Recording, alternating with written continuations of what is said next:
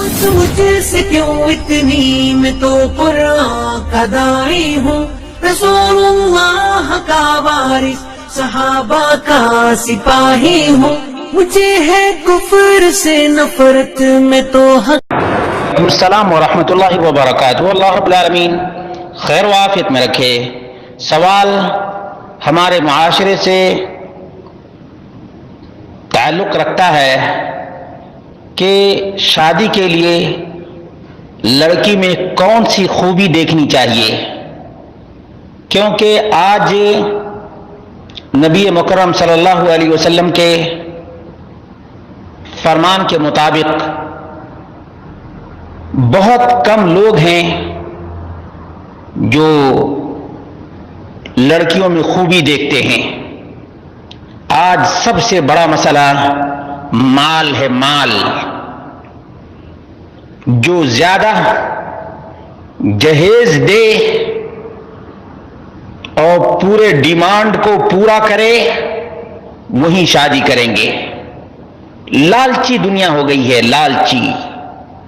اس امت کے لیے سب سے بڑا فتنہ یہ مال ہے۔ وفتنۃ امتی المال، مال۔ بہرحال آپ کا سوال تھا کہ شادی کے لیے لڑکی میں کون سی خوبی دیکھنی چاہیے۔ رسول مکرم صلی اللہ علیہ وسلم نے آج سے 1400 سال پہلے اس بات کو صراحت کے ساتھ بیان کر دیا ہے۔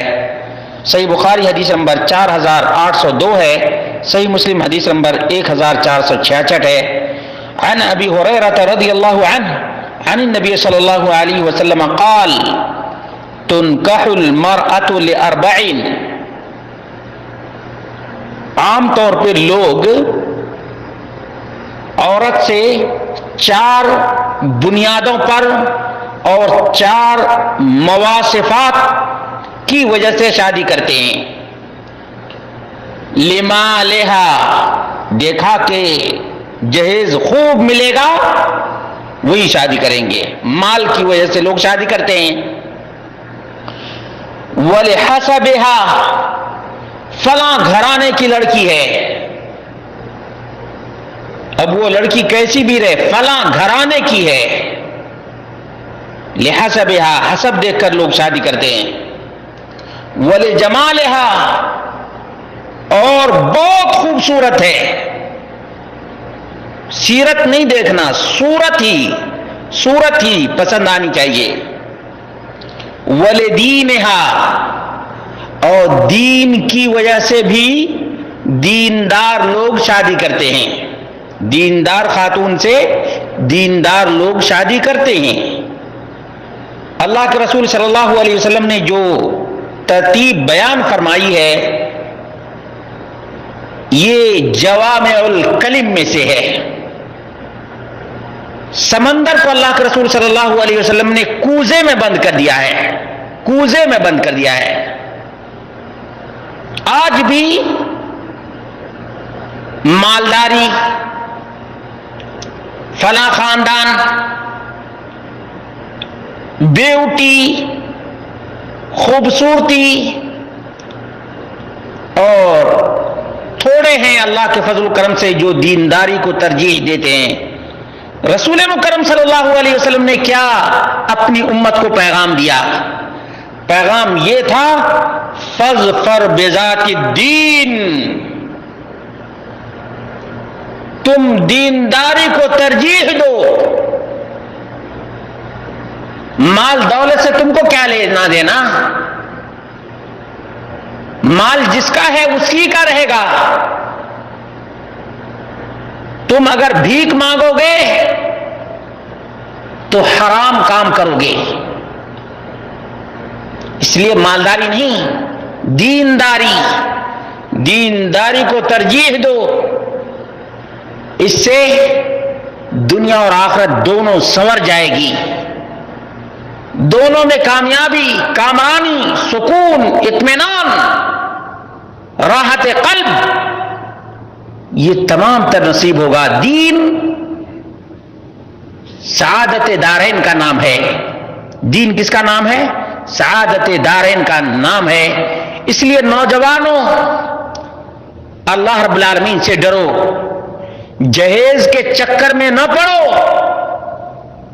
اور یہ نہ دیکھو کہ فلاں عورت سے، فلاں لڑکی سے شادی کریں گے تو زیادہ مال ملے گا، دولت ملے گی۔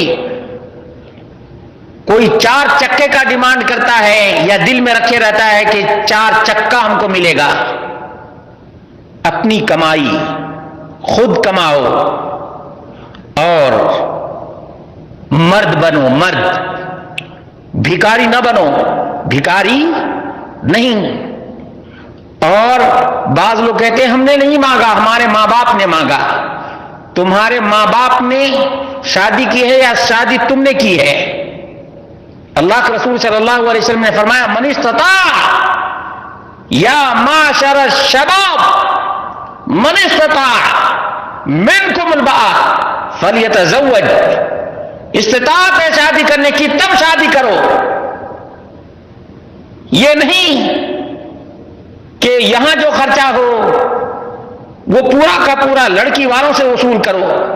یہ ہمارے معاشرے کا حال ہو گیا ہے، اور 200 باراتی لے کر کے جاؤ۔ یہ ظلم اور زیادتی نہیں تو اور کیا ہے؟ اور جو لوگ اپنے کہتے ہیں ہمارے اتنے آدمی آئیں گے، ہمارے اسٹینڈرڈ لوگوں کے مطابق اسٹینڈرڈ قسم کا کھانا ہونا چاہیے، تم اپنے گھر سے کھلاؤ، لڑکی والوں کے گھر سے کیوں کھاتے ہو؟ یاد رکھیں یہ کھانے کا مطالبہ کرنا حرام ہے، حرام۔ اس کو بہت کم لوگ سمجھتے ہیں۔